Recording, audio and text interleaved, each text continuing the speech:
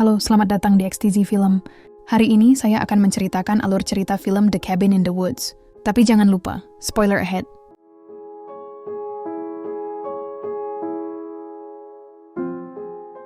Di bawah permukaan bumi, terdapat makhluk-makhluk raksasa kuno yang menyerupai dewa. Satu-satunya hal yang dapat mencegah mereka muncul dan menghancurkan peradaban manusia adalah pengorbanan manusia secara rutin. Untuk menjaga keseimbangan ini, sejumlah laboratorium rahasia telah didirikan di berbagai negara guna melaksanakan ritual pengorbanan tersebut. Setiap bulannya, ratusan anak muda dijadikan tumbal untuk menenangkan makhluk-makhluk itu. Di salah satu laboratorium yang terletak di Amerika Serikat, dua orang staf, Steve dan Gary, sedang berbincang mengenai kehidupan rumah tangga. Mereka sedang dalam perjalanan menuju ruang kerja ketika tiba-tiba Lynn, seorang ahli kimia, mendatangi mereka dan menyampaikan kabar buruk. Laboratorium di Stockholm telah gagal menjalankan misinya. Kini hanya laboratorium di Amerika dan Jepang yang tersisa untuk menyelesaikan tugas mereka.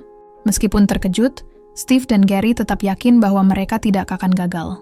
Sementara itu, di sebuah kampus universitas, seorang mahasiswi bernama Dana sedang bersiap-siap untuk pergi liburan akhir pekan. Ia akan bepergian bersama dua sahabatnya, Jules dan pacarnya, Kurt. Tak lama kemudian, dua teman lainnya bergabung, yaitu Marty, seorang pecandu ganja, dan Holden, mahasiswa pindahan. Mereka semua menaiki sebuah mobil van menuju kabin milik sepupu Kurt yang terletak di tengah hutan. Namun, tidak satu pun dari mereka menyadari bahwa perjalanan ini sebenarnya merupakan bagian dari rencana besar untuk menjadikan mereka sebagai korban pengorbanan berikutnya. Dalam perjalanan menuju kabin, mereka melewati sebuah terowongan pegunungan, dan tanpa disadari telah memasuki sebuah kubah tak terlihat yang hanya bisa dimasuki, tetapi tidak bisa dilalui kembali. Setelah tiba di kabin, mereka mulai membongkar barang bawaan masing-masing. Holden masuk ke kamar dan melihat sebuah lukisan aneh yang menggambarkan seekor kuda sedang dikuliti. Karena merasa terganggu, ia menurunkan lukisan itu dan menemukan sebuah cermin satu arah yang memperlihatkan kamar Dana di sebelah, yang saat itu sedang berganti pakaian. Holden segera memberitahu teman-temannya dan memutuskan untuk bertukar kamar dengan Dana. Sementara itu, di laboratorium, Steve dan Gary tengah mengawasi para remaja tersebut melalui kamera tersembunyi yang dipasang di seluruh kabin. Mereka sedang melakukan persiapan terakhir untuk memulai proses pengorbanan ritual. Sementara itu, para remaja memulai pesta kecil dengan mengeluarkan minuman keras dan menyalakan musik. Mereka bermain Truth or Dare, jujur atau tantangan, dan kini giliran Dana. Saat ia memilih tantangan, tiba-tiba pintu menuju ruang bawah tanah terbuka secara tiba-tiba dan keras. Semua orang terkejut, dan Jules pun menantang Dana untuk masuk ke dalam. Dana yang tidak ingin dianggap pengecut mengambil senter dan turun untuk menyelidiki ruang bawah tanah tersebut. Ia menemukan ruangan penuh barang antik aneh peninggalan pemilik sebelumnya. Tak lama kemudian, seluruh kelompok ikut turun dan mulai menjelajahi ruangan misterius itu. Dana menemukan sebuah buku harian tua dan membacanya, membuat teman-temannya segera berkumpul mengelilinginya. Ternyata buku harian itu milik seseorang bernama Anna Patience Buckner, yang tinggal di tahun 1903 bersama keluarganya yang sadis. Keluarga itu dipimpin oleh John Buckner, sang kepala keluarga. Saat Dana membaca kalimat terakhir dalam buku harian itu, mayat keluarga Buckner tiba-tiba bangkit dari kuburan di dekat sana. Malam harinya, Marty yang sedang berada di bawah pengaruh ganja, mengatakan pada Dana bahwa ada sesuatu yang aneh sedang terjadi. Ia merasa heran mengapa Jules bersikap seperti blonde bodoh, padahal sebenarnya ia adalah mahasiswa jurusan kedokteran.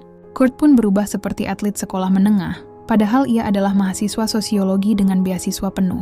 Marty menyampaikan teorinya bahwa mungkin mereka dikendalikan oleh semacam dalang.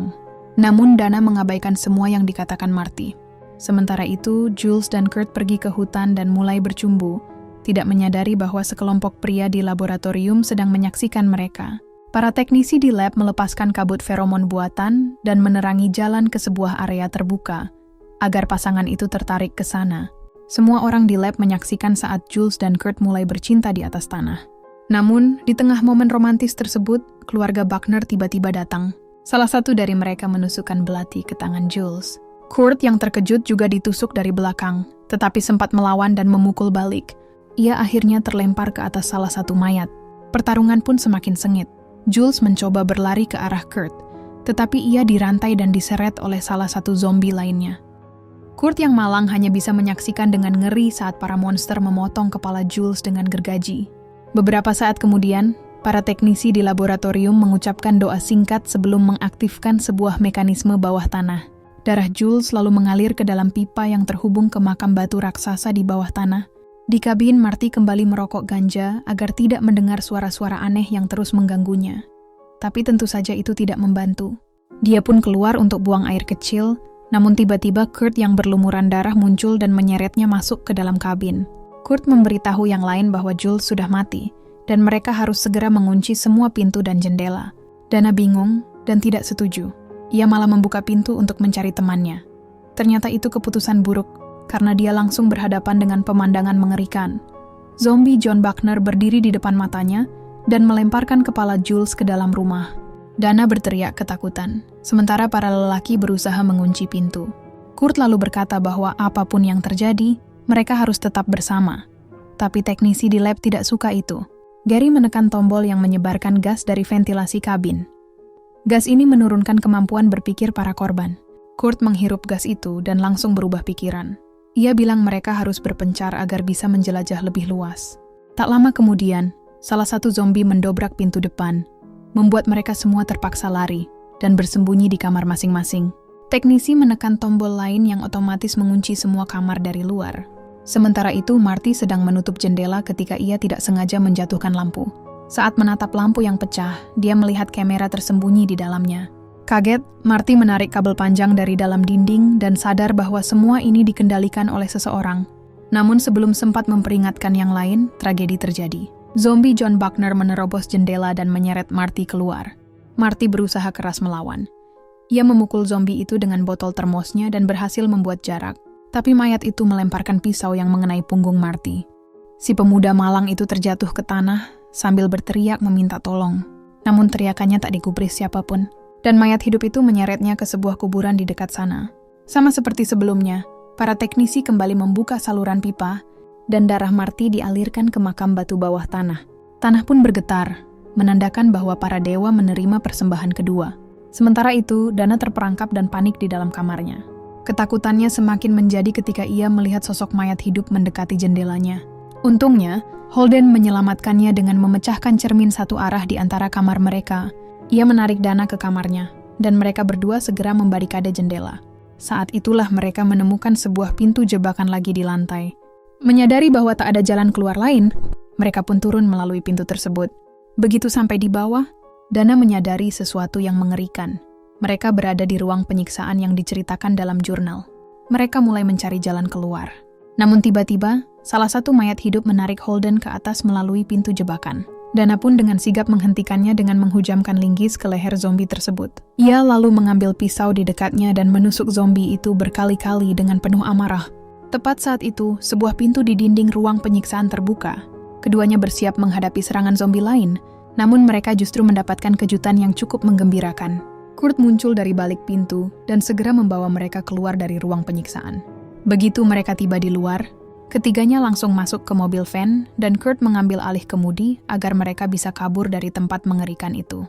Adegan lalu berpindah ke Jepang yang memperlihatkan bahwa laboratorium di sana gagal dalam menjalankan ritual pengorbanan. Kini hanya Steve dan Gary yang tersisa untuk memenuhi kuota persembahan manusia demi menenangkan para dewa dengan segala cara yang ada. Kepanikan keduanya meningkat saat mereka melihat van yang ditumpangi Kurt dan yang lain menuju terowongan di pegunungan. Gary tiba-tiba sadar bahwa jalan keluar masih terbuka dan ia telah melakukan kesalahan besar.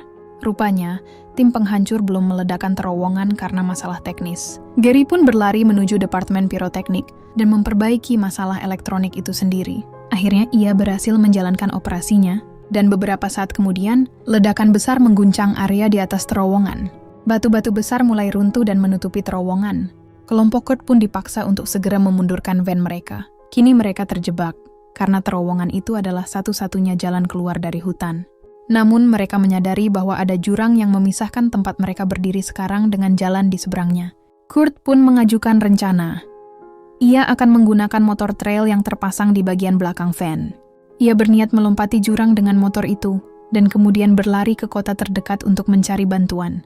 Kurt mundur beberapa meter. Lalu ia memacu motornya dengan kecepatan penuh ke arah celah di antara dua tebing. Untuk sesaat, tampaknya ia akan berhasil mendarat di seberang. Sayangnya, ia menabrak medan gaya tak kasat mata yang melintang di udara. Kurt langsung tewas seketika. Tubuh bersama motornya hancur terhempas ke dalam jurang yang dalam. Dua temannya yang tersisa pun menjerit ketakutan dan segera kembali ke dalam van. Mereka kemudian berbincang dengan penuh kecemasan. Dana mengakui bahwa Marty sejak awal benar. Ada seseorang yang mengawasi dan mengendalikan setiap langkah mereka. Mereka sadar tak akan bisa keluar hidup-hidup, kecuali mereka mengetahui siapa dalang di balik semua ini. Namun malangnya, salah satu mayat hidup tiba-tiba muncul di dalam van. Ia menusuk leher Holden dengan batang besi tajam hingga tewas di tempat. Dana yang ketakutan menjerit histeris. Van pun kehilangan kendali, lalu terjun ke danau terdekat. Saat kendaraan itu tenggelam semakin dalam, zombie tersebut mencoba menarik kaki Dana. Namun Dana menendangnya sekuat tenaga. Entah bagaimana, ia berhasil berenang ke permukaan. Di laboratorium, para staf mulai bersorak-sorai dengan kegembiraan. Ternyata, 4 korban sudah cukup untuk menenangkan para dewa. Kematian seorang perawan, dalam hal ini Dana, bersifat opsional. Tak masalah apakah dia hidup atau mati, asalkan dia cukup menderita akibat serangan para monster. Sementara itu, Dana berhasil menyeret tubuhnya ke tepian danau. Ia menyadari bahwa semua temannya sudah tewas. Tapi penderitaannya belum usai. Zombie yang menyerangnya di dalam van muncul kembali dari danau. Ia berjalan menuju Dana, yang kelelahan dan tergeletak di tanah, lalu mulai mencekiknya. Di sisi lain, Gary mendatangi tim penghancur. Ia bergurau tentang betapa mereka hampir gagal menjalankan misi. Namun tim penghancur bersikeras bahwa mereka tidak menerima perintah. Hal itu terjadi karena ada gangguan daya pada sistem mereka. Sudah jelas bahwa seseorang telah mengacaukan kabel-kabel tersembunyi di area pembantaian. Tiba-tiba, telepon di ruang kendali mulai berdering. Steve pun mengangkatnya. Ternyata direktur laboratorium yang menelepon, dan ia membawa kabar buruk. Ternyata salah satu mahasiswa selain Dana masih hidup. Artinya ritual belum berakhir. Dan sementara itu, Dana hampir saja ditusuk. Namun zombie di depannya tiba-tiba tumbang ke belakang. Ternyata itu adalah perbuatan Marty yang berhasil selamat secara ajaib. Mereka pun segera melarikan diri. Marty memimpin Dana masuk ke salah satu kuburan. Dana sangat terkejut saat menyadari bahwa kuburan itu sebenarnya adalah terowongan besar. Ia juga melihat potongan tubuh zombie tergeletak di dekatnya. Ternyata Marty berhasil membunuh monster yang sempat menyeretnya masuk ke sana. Setelah itu Marty menunjukkan sebuah lift yang ia temukan di bawah kuburan. Kini jelas bahwa ada seseorang yang sengaja mengirim zombie-zombie itu untuk membunuh mereka. Jika mereka ingin selamat, satu-satunya jalan adalah turun ke bawah. Mereka pun masuk ke dalam lift bersama dengan lengan zombie yang terpotong. Beberapa menit kemudian, lift membawa mereka turun ke jaringan penjara bawah tanah yang sangat besar. Keduanya segera berhadapan dengan berbagai jenis monster yang terkurung dalam kotak kaca. Melihat itu, Dana pun menyadari sebuah kebenaran yang mengerikan. Orang-orang di balik insiden ini membuat mereka memilih jenis monster yang akan mereka hadapi. Tanpa sadar, Dana memilih zombie saat ia mengambil buku harian di ruang bawah tanah. Pilihan itulah yang menyebabkan kematian teman-temannya. Sementara itu, di ruang kendali, Gary mengirim seorang petugas keamanan menuju lift. Ia ingin menghabisi Marty agar ritualnya bisa diselesaikan. Beberapa saat kemudian, pintu lift terbuka. Petugas keamanan langsung berhadapan dengan 2 anak muda itu. Beruntung, lengan zombie yang dibawa tadi langsung menyerang kaki si petugas. Keduanya memanfaatkan kesempatan itu untuk melawannya. Mereka berhasil mengambil senjatanya dan juga sebuah belati di dekat situ. Setelah itu, mereka melarikan diri dari tempat itu. Tak lama kemudian, mereka menemukan lorong yang penuh dengan pintu-pintu misterius. Tiba-tiba, suara seorang wanita terdengar melalui sistem pengeras suara. Ia meminta mereka untuk menyerah dan rela dikorbankan. Namun mereka langsung bersembunyi di salah satu ruang operator. Tepat sebelum sekelompok penjaga mulai menembaki mereka, Dana melihat sistem kendali di dekatnya. Ia langsung menekan sebuah tombol merah besar. Hal itu justru melepaskan sepasukan monster dari kandangnya. Seluruh pasukan penjaga langsung dihancurkan oleh berbagai makhluk mengerikan yang kini bebas berkeliaran di laboratorium. Sementara itu, Gary, Steve, dan Lynn mengunci diri di ruang kendali utama. Sistem pertahanan mereka telah dilumpuhkan, dan tidak ada jalan keluar. Di sisi lain, Dana dan Marty keluar dari ruang operator dan melarikan diri melalui sebuah lubang di lorong. Kembali ke ruang kendali, para monster berhasil mendobrak pintu baja. Steve berusaha sekuat tenaga melawan mereka dengan senapan mesin. Sementara itu, Gary memasukkan kode untuk membuka jalur pelarian di bawah tanah. Sayangnya, sebuah ledakan terjadi di ruang kendali. Steve terpental ke udara dan langsung dimangsa oleh monster menyerupai ikan. Untungnya, Gary berhasil membuka pintu pelarian dan keluar dari ruang kendali tepat waktu. Ia berlari melewati lorong gelap, namun tak sempat pergi terlalu jauh. Gary berpapasan dengan Dana, yang langsung menusuk dadanya dengan belati. Setelah itu, Marty menyerahkan pistol kepadanya. dan mereka melanjutkan perjalanan ke dalam terowongan. Keduanya akhirnya tiba di sebuah ruangan yang dikelilingi oleh 5 makam batu.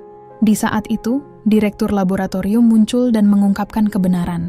Jika mereka tidak menyelesaikan pengorbanan, para dewa penguasa bumi akan bangkit dan menghancurkan dunia. Ia memberitahu mereka bahwa matahari akan terbit dalam 8 menit lagi. Dana harus membunuh Marty jika ingin menyelamatkan umat manusia. Terguncang oleh kenyataan ini, Dana mengangkat pistol ke arah temannya. Marty hanya bisa menatap tak percaya atas apa yang akan dilakukan Dana. Namun sebelum Dana sempat menarik pelatuk, seekor manusia serigala melompat dari bayangan dan menggigit lehernya. Dana terjatuh kesakitan. Direktur dan Marty lalu berebut menguasai senjata. Setelah pertarungan sengit, Marty berhasil merebut pistol dan menembaki manusia serigala itu. Makhluk tersebut akhirnya mundur sambil merengek, dan Dana berhasil selamat. Marty kemudian berbalik dan mendorong sang direktur ke jurang api di bawah mereka. Sayangnya, semua upaya heroik ini tak lagi berarti karena ritual telah gagal. Kedua sahabat itu duduk bersama dan berbagi rokok untuk terakhir kalinya. Film berakhir saat sebuah tangan raksasa muncul dari dalam tanah dan menghancurkan seluruh laboratorium. Terima kasih telah menonton. Semoga ulasan alur cerita film The Cabin in the Woods tadi bermanfaat dan menghibur. Jangan lupa untuk like, komen, dan subscribe agar kalian tidak ketinggalan konten menarik lainnya. Sampai jumpa di video berikutnya.